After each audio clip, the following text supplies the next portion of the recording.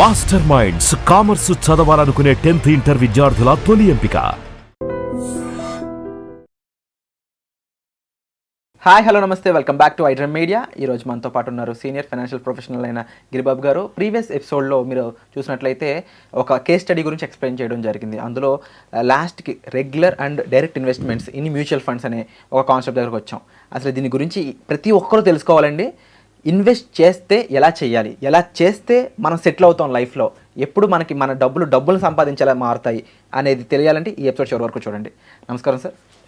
Good evening అండి. Good evening sir. Last ఎపిసోడ్లో మీరు చెప్పారు ఈక్విటీ మ్యూచువల్ ఫండ్స్లో ఇన్వెస్ట్మెంట్స్ అనేది ఏ విధంగా ఉంటుంది, ఎలా చేయాలి అనేది కూడా. అయితే అందులో 2 కైండ్ ఆఫ్ ప్రాసెస్ ఇప్పుడు నడుస్తున్నాయి కదా, రెగ్యులర్ అండ్ డైరెక్ట్ అనేది. యాక్చువల్ నా ఫ్రెండ్స్ కూడా ఇలాగే ఇన్వెస్ట్ చేశారు. వాళ్ళు డైరెక్ట్గా ఇన్వెస్ట్ చేశారనమాట. 2024 నవంబర్ దగ్గర వాళ్ళ ఫాల్ స్టార్ట్ అయింది. అక్టోబర్ స్పెసిఫిక్ అంటే వాళ్ళకి స్మాల్ క్యాప్స్ ఇన్వెస్ట్ చేస్తే డబ్బులు బాగా వస్తాయని చెప్పారంటే ఎవరు. అంతకుముందు జరిగింది అదేగా. స్మాల్ క్యాప్లో మంచిగా రైజ్ అవుతుంది హ్యాండ్ అని ఫుల్గా డబ్బులు పెట్టారు. ట్రంప్ గారు వచ్చారు, కొన్ని డెసిషన్స్ చేంజ్ చేశారు, అంతే ఫుల్ డౌన్ అనమాట. తర్వాత వాళ్ళకి అర్థమైంది, ఓకే రెగ్యులర్ ఇన్వెస్ట్మెంట్ అంటే ఎందుకు చేయాలి, ఎందుకు చేస్తారు, దాని ఇంపార్టెన్స్ ఏంటి అనేది. సో ఇప్పుడు మన ఐడ్రీమ్ ద్వారా మీరు రెగ్యులర్ ఇన్వెస్ట్మెంట్ కొన్ని ఇంపార్టెన్స్ చెప్తారా? నార్మల్గా చాలామంది యూట్యూబ్లో చాలా వీడియోస్ ఉన్నాయి, డైరెక్ట్ ఇన్వెస్ట్మెంట్ చేయండి. ఇన్వెస్ట్మెంట్ సెలెక్ట్ చేసేటప్పుడు మీరు డైరెక్ట్ అనేవి ఉంటాయి, అవి మాత్రం సెలెక్ట్ చేసుకోవాలి. దీనికి గల కారణం ఏంటి, ఎందుకు సెలెక్ట్ చేసుకోవాలి, ఎక్స్పెన్స్ రేషియో గురించి మాట్లాడతారు. At the same time expense ratio తక్కువ ఉండే సెలెక్ట్ చేసుకోవాలని చెప్తూ ఉంటారు. అయితే ఇవన్నీ ఎవరు చెప్తున్నారు? సోషల్ మీడియాలో బాగా పాపులారిటీ రావడం కోసం, వ్యూస్ రావడం కోసం, సబ్స్క్రిప్షన్స్ పెరగడం కోసం చేసేవాళ్ళు. ఇందులో రియాలిటీ ఉందా అంటే డెఫినెట్లీ ఉంది. కానీ ఇవన్నీ ఎవరికి ఉద్దేశించిన ఇవన్నీ కూడా ఆల్రెడీ స్టాక్ మార్కెట్లో బాగా అనుభవం ఉండి, మార్కెట్ అప్స్ అండ్ డౌన్స్ చూసి సావీ ఇన్వెస్టర్, టెక్కీ ఇన్వెస్టర్, బాగా నాలెడ్జ్ ఉన్న వాళ్లకు ఉద్దేశించబడ్డాయి. అంతేగాని దీన్ని ఎలా చూపిస్తారంటే, ఒక ఫండ్లో కనుక మీరు ఇన్వెస్ట్ చేస్తే ఆ ఫండ్లో ఉండే ఎక్స్పెన్స్ రేషియో 1% కింద తీసుకుంటారు. తీసుకొని మీరు పెట్టే అమౌంట్ 1% చొప్పున చూసుకుంటూ పోతే 30 సంవత్సరాలకి 30+ ఇంత డిఫరెన్స్ వస్తుందని కోట్లలో చెప్పేస్తారు. కోట్లలో లిటరల్లీ మీరు 5,000 సిప్పు చేసినా కోట్లలో చూపిస్తారు. ఇంత డిఫరెన్స్ అనేసరికి జనాలు లిటరల్లీ ఉన్నారు అలాగా. నేను కూడా చూసా చాలామంది అసలు పెట్టే ఇన్వెస్ట్మెంట్ ఎంతో తెలియదు, అది ఎంత వస్తుందో తెలియదు, అవన్నీ వదిలేసి పోయే 5 కోట్ల గురించి మాట్లాడుతూ ఉంటారు, పోయే ₹1 కోటి గురించి. అంటే సింపుల్ ఒకటే క్వశ్చన్ నాది, ఒకవేళ ఈ 1% కనుక మీ ఇన్వెస్ట్మెంట్లో ₹1 కోటి తగ్గించేస్తే, ఒక అడ్వైజర్ ద్వారా వెళ్ళి ఒక 2% ఎక్స్ట్రా ఆల్ఫా జనరేట్ చేయగలిగితే, ఆల్ఫా అంటే extra return than the market, extra return than what you do వస్తే ఇంకెన్ని కోట్లు ఎక్స్ట్రా వస్తాయి కదా. ఆ 1% రెగ్యులర్ చేస్తే పోతే, మరి ఒక అడ్వైస్ ద్వారా 2% ఎక్స్ట్రా వస్తే డెఫినెట్లీ ఎక్కువే వస్తాయి కదా పోగా. And worth it. Yeah. So అది అర్థం చేసుకోరు. కేవలం ఆ వీడియోలో విన్నది డైరెక్ట్ రెగ్యులర్ పెడితే 1% డిఫరెన్స్ వస్తే ఇంత పోతే అది మాత్రమే ఎక్కుద్ది. ఆ వీడియోలో వాళ్ళు కూడా ఇది అన్నీ తెలిసిన వాళ్ళ కోసమే, మీరేమి తెలియకపోతే, మార్కెట్ గురించి ఐడియా లేకపోతే please go to the advisor అని చెప్తారు. అందుకనే ఇప్పటికీ కూడా డైరెక్ట్ అనే ఫండ్ వచ్చి 2013లో మనం 25 దాటిపోయి 26కి వెళ్తున్నాం మనం ఇప్పుడు. అంటే 13 సంవత్సరాల తర్వాత కూడా retail investors not even 15% in direct. ఎందుకంటే నార్మల్గా ఒక ఇన్వెస్టర్ ఇన్వెస్ట్ చేస్తూ పోతే రిచ్ కాడు. 100% ఆఫ్ ఫండ్ రిటర్న్స్లో 80% is related to your behaviour, 20% fund performance. మీరు మీ ఫ్రెండ్ చెప్పాడు కదా స్మాల్ క్యాప్ గురించి. స్మాల్ క్యాప్ హిస్టరీ ఏమైంది, అసలు స్మాల్ క్యాప్ చరిత్ర ఎప్పుడు పుట్టింది? 2014-15లో స్మాల్ క్యాప్ అనే ఒక ఇండెక్స్ పుట్టింది. నిప్పాన్ స్మాల్ క్యాప్ 8 నుంచే వచ్చి ఉంది. కానీ 2008 నుంచి 2013-14 వరకు small cap, Nippon small cap is negative. Check చేసుకోండి హిస్టరీలో. స్మాల్ క్యాప్ ఇండెక్స్ వచ్చిందే 2011, 12, 13 ఆ టైంలో. అక్కడ నుంచి స్మాల్ క్యాప్ కొంచెం పెరుగుతూ 2015లో మళ్ళీ తగ్గింది. 16 డిమానిటైజేషన్ ఇంకా తగ్గింది. 18 ఎల్టీసీజీ ఇంట్రొడక్షన్ ఇంకా తగ్గింది. అయినా సరే మెల్లమెల్లగా పెరుగుతూ 8,000-9,000కి వచ్చింది ఇండెక్స్. అది కోవిడ్లో ఫాల్ అయింది కదా, హయ్యెస్ట్ ఫాల్ ఈ స్మాల్ క్యాప్. 9,000 ఉన్న ఇండెక్స్, స్మాల్ క్యాప్ ఇండెక్స్ 3,000 పడిపోయింది. 3,000 నుంచి మళ్ళీ ఎక్కడ దిక్కులు చూడకుండా, ఎక్కడ ఆడకుండా 12,000 వెళ్ళిపోయింది. 4 టైమ్స్ అయింది. ఎందుకు? బాగా పడిపోయింది కదా. పడిపోతే ఏమైంది? లేస్తుంది, చీప్గా దొరుకుతుంది, కొంటారు, పెరుగుతుంది. చీకటి తర్వాత ఏమైంది? వెలుగు వస్తుంది కదా. పడితే ఏమైంది? లేస్తుంది కదా. అలా లేచింది. లేస్తున్నప్పుడు ఇండెక్స్ వెళ్ళిపోతుంది కదా పైకి, అందరూ అప్పుడు ఇన్వెస్ట్ చేశారు. సో డెఫినెట్ డబ్బులు వస్తాయి. But will the history repeats తెలియదు. కనుక స్మాల్ క్యాప్ పెరిగితే అదొక్కటే పెరుగుద్ది, స్మాల్ క్యాపే డబ్బులు ఇస్తుంది, డబ్బులు ఇచ్చేదంతా స్మాల్ క్యాపే అని ఒక రాంగ్ నోషన్ క్రియేట్ అయిపోయింది మార్కెట్లో. అండ్ మెయిన్గా సార్ మా ఫ్రెండ్స్ విషయంలోనే అబ్జర్వ్ చేస్తే, ఆ టైంకి ఆ ఫండ్ రీబ్యాలెన్స్ చేయగలిగితే మేబీ వాళ్ళకి బాగుండేదేమో. ఎగ్జాక్ట్లీ. అండ్ ఒకసారి మన ఆడియన్స్ చెప్తారా ఈ ఫండ్ రీబ్యాలెన్సింగ్ గురించి? సింపుల్, ఏం లేదు. మనం నార్మల్గా ఒక లంచ్ చేయాలి, డిన్నర్ చేయాలనుకోండి, మీకు బ్యాలెన్స్ ఆఫ్ డైట్ ఉండాలా లేదా? ఒక కర్రీ, సాంబార్, ఒక డ్రై కర్రీ, అప్పడాలు, పెరుగు, ఇవన్నీ ఉంటాయి కదా, బ్యాలెన్స్ ఆఫ్ డైట్. అలా కాకుండా ఒకటే కూర వేసుకుని మొత్తం తింటారా? తినలేం కదా. హోటల్కి వెళ్ళినా అలాగే ఇస్తారు. ఇంట్లో వెళ్ళినా కనీసం ఒక కూర, సాంబారు, పెరుగు ఇవి ఉంటాయి కదా. ఇది బ్యాలెన్స్ ఆఫ్ డైట్స్. ఈ బ్యాలెన్స్ ఆఫ్ డైట్ ఉంటేనే మన బాడీ కూడా బ్యాలెన్స్గా ఉంటుంది. అలాగే పోర్ట్ఫోలియోలో కూడా small cap, mid cap, flexi cap, multi cap, sectoral, thematic, ఇవన్నీ ఒక ప్రాపర్ రేషియోలో బ్యాలెన్స్ చేసుకోవాలి. ముఖ్యంగా సెక్టార్ థీమాటిక్తో చాలా జాగ్రత్తగా ఉండాలి. ఇప్పుడు మీరు 2020 నుంచి ర్యాలీ అయిన మార్కెట్లో స్మాల్ క్యాప్తో పాటుగా ఇంకా అంతకుమించి ఒక అడుగు ముందుకేసింది ఏ కేటగిరీ? పిఎస్యు, ఫార్మాతో పాటుగా పిఎస్యు విపరీతంగా పెరిగింది. మీరు పిఎస్సి హిస్టరీ చూస్తే 2008లో ఎస్బీఐ పిఎస్యు ఫండ్ ఉండింది, 8-9లో. 8 నుంచి 2020 వరకు zero return SBI PSU. Check చేసుకోండి కావాలంటే. జీరో రిటర్న్ లిటరల్లీ ఏం లేదు.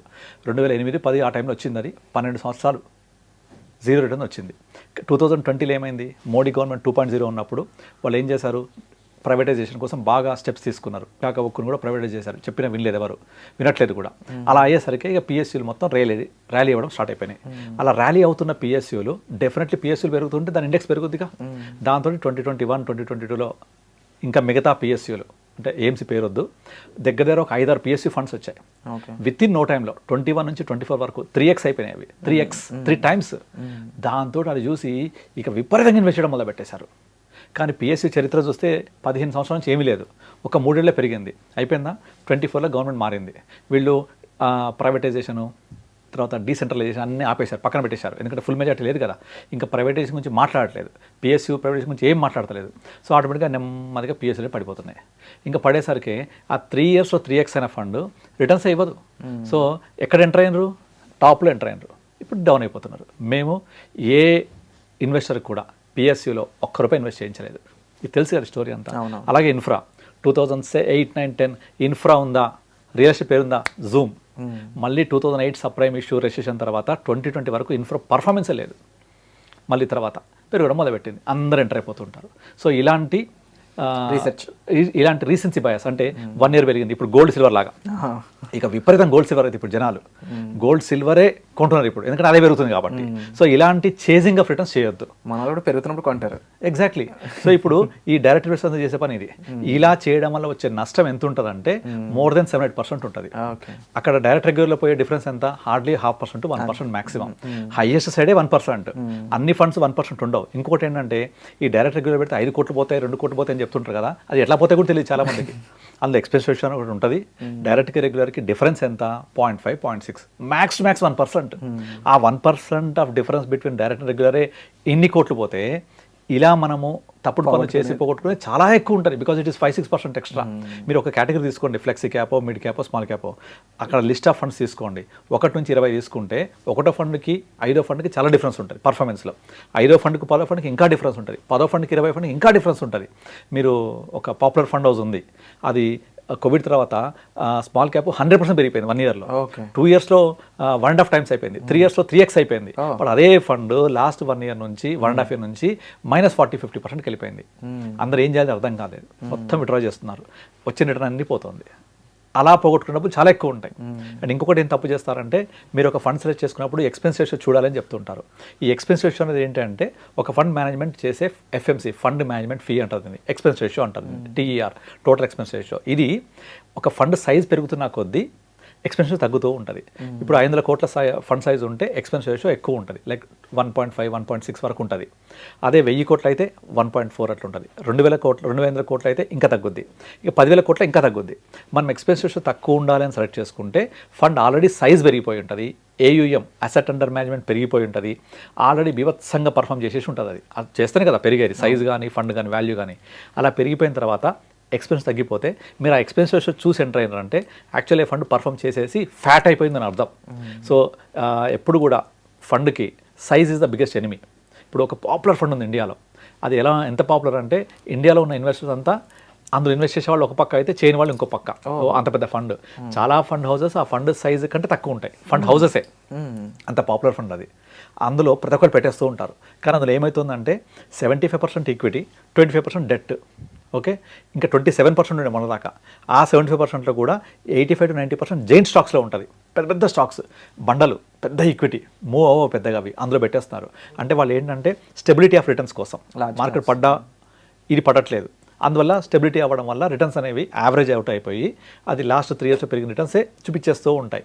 మార్కెట్ పడ్డప్పుడు మిగతా వాళ్ళు పడి పడకపోతే టాప్లో కనిపిస్తుంది కదా, ఇలా ఉన్నారు అందరు కింద పడ్డారు, వీడు ఇక్కడే ఉన్నాడు, సో డెఫినెట్లీ హై చూపిస్తుంది. అలా మేనేజ్ అయిపోయింది.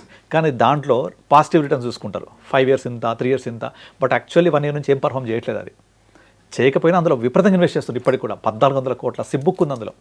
ఆ డబ్బులన్నీ వెళ్తున్నాయి. వాళ్ళు కూడా చెప్తున్నారు, ఫండ్ మీద ఇంటర్వ్యూ చెప్తున్నారు, మేము డబల్ డిజిట్ రిటర్న్ కూడా జనరేట్ చేయలేము ఫ్యూచర్లో అని. బట్ స్టిల్ జనాలకి ఇవేమీ అర్థం కావు. కేవలం పాస్ట్ పర్ఫార్మెన్స్ చూసి ఇన్వెస్ట్ చేస్తారు. అందులో ఎక్స్పెన్సెస్ తక్కువ, 5 star రేటింగ్ ఉంటారు, ఆటోమేటిక్గా పెట్టేస్తూ ఉంటారు. ఆ ఎక్స్పెన్సెస్ తక్కువ ఉందంటే ఏయుఎం పెరిగిపోయినట్టే కదా, ఇంకా పెరుగుద్దా తెలియదు. సో కనుక ఏయుఎంకి ఎక్స్పెన్సెస్కి సంబంధం ఉంటుంది. కాబట్టి మనం చూడవలసింది ఏంటంటే ఫండ్ పొటెన్షియల్ ఆఫ్ గ్రోత్. ఎక్కడి నుంచి వస్తుంది పొటెన్షియల్ ఆఫ్ గ్రోత్? స్టాక్స్లో నుంచి. స్టాక్స్ ఎక్కడ ఉంటాయి? ఒక underlying asset in fund.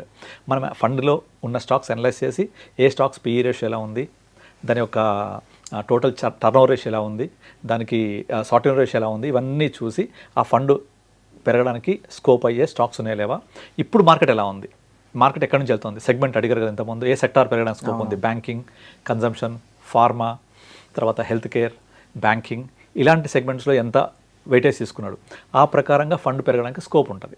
So అలా మనం అన్ని ఎంటర్ అయ్యి చెక్ చేసుకొని ఇన్వెస్ట్ చేయాలి. అంతేగాని ఆ ఫండ్ పర్ఫార్మెన్స్ చూసి, ఎందుకంటే అందరూ డైరెక్ట్లో చేసే ఇన్వెస్టర్స్ 90కి 90, 100కి 100% పాస్ట్ పర్ఫార్మెన్సే చూస్తారు మెజారిటీ ఆఫ్ పీపుల్. అంతమించి చూడడానికి కూడా వాడికి ఏం తెలియదు. అండ్ మీరు ఇన్ని చెప్పాక నాకు అర్థమైన ఒకే ఒక్క మాట, మనం ఇండివిజువల్గా ఇంత రీసెర్చ్ చేయగలిగి ఉండాలి. ఇంత రీసెర్చ్ చేసే నాలెడ్జ్ లేకపోయినా, అంత అనుభవం లేకపోయినా, ఆ రీసెర్చ్ చేసే క్యాపబిలిటీస్ లేకపోయినా, అసలు రీసెర్చ్ చేయకపోయినా ప్రొఫెషనల్ ద్వారా వెళ్ళడం బెస్ట్. మనకు పోయే 7%, 8% కంటే కూడా ఆ ఎక్స్పెన్సెస్ 1%. అది కూడా డిఫరెన్స్ బిట్వీన్ డైరెక్ట్ అండ్ రెగ్యులర్లో ఉండేది. అది ఇప్పుడు దాదాపుగా చాలా ఫండ్స్ కూడా రీసెంట్గా ఎక్స్పెన్స్ తగ్గిపోయింది కదా, ఎందుకంటే సెబీ క్లియర్గా స్టాచ్యుటరీ ఎక్స్పెన్స్ అని తీసేసింది టీఆర్లో నుంచి. సో ఇంకా తగ్గిపోయినాయి టీఆర్స్, అంటే టోటల్ ఎక్స్పెన్స్ రేషియో తగ్గిపోతే వచ్చే డిఫరెన్స్ ఎంత డైరెక్ట్ రెగ్యులర్కి, ఒక ఎక్స్పెన్స్ రేషియో రెగ్యులర్కి డైరెక్ట్గా ఉంటుంది. డిఫరెన్స్ తీసుకోవాలి మనం యాక్చువల్గా. ఆ డిఫరెన్స్ ఎంత ఉంటుంది? 50 పైసలు, 60 పైసలు, 70 పైసలు, మ్యాక్స్ టు మ్యాక్స్ 1%. అది ఒక ఫండ్కి ఉంటుంది. బట్ ఒక పోర్ట్ఫోలియోలో మనం కొన్ని ఇండెక్స్ ఫండ్స్ కూడా యాడ్ చేస్తాం, అవి 30 పైసా, 20 పైసా ఉంటాయి, 40 పైసా ఉంటాయి. So average of expense ratio is not even 0.5%. ఆ 0.5% ఎక్స్పెన్స్ రేషియో సేవ్ చేయడం కోసం, 8% పెన్నీ సేవ్ చేయడం కోసం, పెన్నీ ఫూలిష్ అనే ఒక సామెత ఉంటుంది, అదే సేవింగ్ చేయడం కోసం ట్రై చేస్తూ ఉంటారు. ఆ రూపాయలు సేవ్ చేయడం కోసం ట్రై చేసి సంపద పోగొట్టుకుంటారు. అందరు జరిగేది అదే. సో డెఫినెట్లీ ఇప్పుడు సార్ చెప్పిన మాటలన్నిటితో డెఫినెట్లీ చాలామంది కనెక్ట్ అవుతారు చూసే వాళ్ళందరూ కూడా. సో మనకి డిఫరెన్స్ చాలా క్లియర్గా చెప్పడం జరిగింది. ముఖ్యంగా మనం ఇప్పుడు ఐటీ జాబ్ చేసుకునేవాడు ఐటీ ప్రొఫెషనల్లో బిజీ ఉంటాడు, ఫార్మాలో బిజీ ఉంటారు, మీడియాలో ఎవరు ప్రొఫెషనల్ వాళ్ళు బిజీ ఉంటారు. అండ్ ప్రొఫెషనల్స్ పనే ఇది, ఈ రీసెర్చ్ అండ్ మేనేజ్మెంట్. అండ్ ముఖ్యంగా ఫండ్ మేనేజ్మెంట్కి సంబంధించి రీబ్యాలెన్సింగ్ అని చాలా చాలా టెక్నికల్ విషయాలు ఉంటాయి. అవన్నీ కూడా వాళ్ళు చూస్తారు. కాబట్టి మనకి end of the day safe and సెక్యూర్గా ముందుకు ఇన్వెస్ట్మెంట్ వెళ్ళడానికి, మన ఇన్వెస్ట్మెంట్ అనేది జాగ్రత్తగా ఉండడానికి, దాని ప్రకారం మనకు అనుకున్న గోల్ రీచ్ అవ్వడానికి ఈ ఇన్వెస్ట్మెంట్స్ అనేవి హెల్ప్ అవుతాయి. ఒక ఎగ్జాంపుల్ చెప్తాను. ఇప్పుడు మామూలుగా ఒక అడ్వైజర్ అనేవాడు ఒక డ్రైవర్ లాంటి వాళ్ళు. డ్రైవర్ ఏం చేస్తాడు? స్టీరింగ్ పట్టుకుంటాడు, లొకేషన్ తీసుకు క్లచ్, బ్రేక్, ఎక్సలేటర్ కాలు పెట్టుంటాడు. ఎప్పుడు క్లచ్ నొక్కాలి, ఎప్పుడు బ్రేక్ నొక్కాలి, ఎప్పుడు ఎక్సలేటర్ నొక్కాలి, అవసరమైనప్పుడు ప్రెస్ చేస్తారు. అతను మనకి ఏం కనిపిస్తుంది చూసేవాళ్ళు, అని కూర్చునే వాళ్ళకు ఏం చేయట్లేదు కదా, స్టీరింగ్ పట్టు కూర్చుంటా అనిపిస్తుంది. నిజంగా కూడా పట్టుకొని కూర్చొని ఏమి చేయకూడదు. ఎప్పుడు చేయాలో అప్పుడు చేయాలి, ఏది ఎప్పుడు అప్లై చేయాలో అప్పుడు అప్లై చేయాలి. అలా అప్లై చేయలేకపోతే కోవిడ్ టైంలో అందరు భయపడి డబ్బులు తీసేస్తే లాస్, అలా డౌన్ అయినప్పుడు పెట్టకపోతే ప్రాఫిట్ చేయలేరు. అలాగే ఇప్పుడు మార్కెట్ లాస్ట్ 1.5 year నుంచి పెరగలే కదా అని ప్రతి ఒక్కళ్ళు నాకు ఇన్వెస్టర్స్ అందరూ కూడా నాకు రోజు పొద్దున్న లేస్తే ఇదే కాల్స్, అందరూ పెరగలేదు 1.5 year అంటే ఎస్ పెరగపోవచ్చు. మీకు రిటర్న్స్ ఎప్పుడు కూడా కన్సిస్టెంట్గా ఇవ్వదు. మీకు ఒక క్యాలిక్యులేషన్ చెప్తాను. ఒక 5 years రిటర్న్స్ తీసుకుంటే 15% ఉన్నాయి అనుకుందాం, ఎగ్జాంపుల్ ఉంటాయి 15%. ఆ 15%లో ఎన్ని ట్రేడింగ్ డేస్ ఉంటాయి? 5 yearsలో 1250 ఉంటాయి అప్రాక్సిమేట్లీ. అందులో మీ 15% వచ్చేది ఎన్ని డేస్ తెలుసా? కేవలం 10 ట్రేడింగ్ డేసే. టాప్ 10 ట్రేడింగ్ డేస్ కలిపి 15% ఇస్తాయి. మీరు ఆ టాప్ 10 తీసేసారనుకోండి, returns will be 2%. Top 25 days తీసేస్తే returns will be -2%. Top 100 trading days out of 1250లో తీసేస్తే రిటర్న్స్ విల్ బి -15%. అంటే మీకు ఆ 10 ట్రేడింగ్ డేస్ ఎప్పుడు వస్తాయో తెలియదు కదా ఎవరికి. Wait for 5 years. ఆ 5 yearsలో 2 years down, 2 years consolidation, 1 year return, అంతే వచ్చేస్తాయి డబ్బులు. ఆ 1 year ఎప్పుడు? Nobody knows. దానికోసము మనము 5 years వెయిట్ చేయాలి, స్టే చేయాలి, ఇన్వెస్ట్ చేయాలి. ఇదంతా మిమ్మల్ని స్టే చేపించి ఇన్వెస్ట్ చేయడానికి ఒక అడ్వైజర్ హెల్ప్ అవుతాడు. That is what the role of an adviser. Until unless మనకి నాలెడ్జ్, ఈ స్పెషలైజేషన్, ఈ రీసెర్చ్ చేసే టైం అండ్ అవైలబిలిటీ ఇవి లేనప్పుడు it is better to go with a professional. Sachin టెండూల్కర్కి రమాకాంత్ అచ్రేకర్, అర్జునుడికి కృష్ణుడు, అట్లాగే సారథి జరూరీ హై, అడ్వైజర్ జరూరీ హై. Definitely sir. సో అలాగే మరి ఇప్పుడు మ్యూచువల్ ఫండ్స్లో ఇన్వెస్ట్మెంట్ అయి ఉండొచ్చు, దీనికి ఇంకా వీటన్నిటికి కూడా ప్రొఫెషనల్ కలవడం ఎంత ఇంపార్టెంటో మనకి అసెట్ అలొకేషన్ అని ఉంటుంది. మరి గోల్డ్ అనేది ఇప్పుడు ఏమో కమోడిటీస్లోకి వస్తుంది, అదేమో భారీగా పెరిగిపోతుంది, ఇంకో పక్కన పెళ్ళిళ్ళు. మరి వీటిలో ఇన్వెస్ట్ చేయాలంటే పరిస్థితి ఏంటి? మరి ఈ విషయంపై మనకు చాలా విషయాలు తెలియజేయబోతున్నారు నెక్స్ట్ ఎపిసోడ్లో గిరిబాబు గారు. సో ఆ ఎపిసోడ్ కోసం మన ఛానల్ సబ్స్క్రైబ్ చేసుకోండి. వచ్చే ఎపిసోడ్లో మళ్ళీ కలుద్దాం. ఏ డౌట్ ఉన్నా మీరు సార్ని సంప్రదించవచ్చు, డిస్ప్లే అవుతున్న నెంబర్స్ కాల్ చేసి. మరీ ముఖ్యంగా స్పెసిఫిక్ డౌట్ ఏదైనా ఉంటే కామెంట్ సెక్షన్లో మెన్షన్ చేయండి, దానిపై ఒక ప్రత్యేకమైన ఎపిసోడ్ మీ కోసం తీసుకొస్తాం. And thank you so much for the information. Thank you. And for more videos, Please subscribe to iDream. Please subscribe to iDream. Please subscribe iDream. And please subscribe to iDream. For more videos, subscribe to iDream. please like, share and subscribe to the channel. Congratulations, iDream. Subscribe to iDream. Subscribe to iDream. So subscribe to iDream Media. iDream ki iDream team andarki huge congratulations. Please subscribe iDream Media. Please subscribe to iDream. Subscribe iDream. Please subscribe to iDream. iDream అంటే నా కళల ఛానల్ను subscribe చేసుకున్న నోరు తిరుగుతలేదు, మీరైతే గంట గుర్తు కొట్టండి. For more such videos, please subscribe to iDream. Subscribe to iDream. Please subscribe to iDream. Please subscribe iDream Media. Please do subscribe to iDream. Please subscribe to iDream Media. For best entertainment and information, please subscribe iDream. And don't forget to subscribe to iDream.